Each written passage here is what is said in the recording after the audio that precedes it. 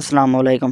Financial team کی report کے مطابق ایران نے 2024 کے آخر میں خفیہ طور پر ایک چینی جاسوس سیٹلائٹ حاصل کیا، جس کی مدد سے موجودہ جنگ کے دوران مشرق وسطیٰ میں امریکی فوجی اڈوں کو نشانہ بنایا گیا، جبکہ بیجنگ نے اس رپورٹ کو غلط قرار دیتے ہوئے مسترد کر دیا ہے۔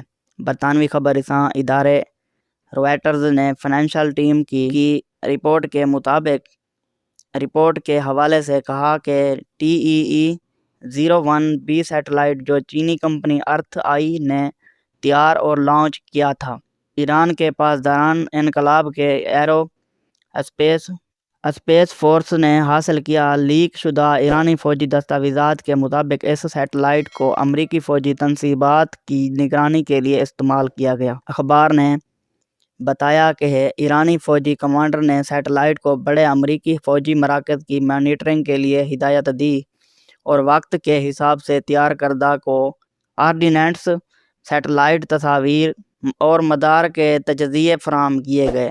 یہ تصاویر مارچ میں ڈرون اور میزائل حملوں سے پہلے اور بعد میں لی گئی تھی۔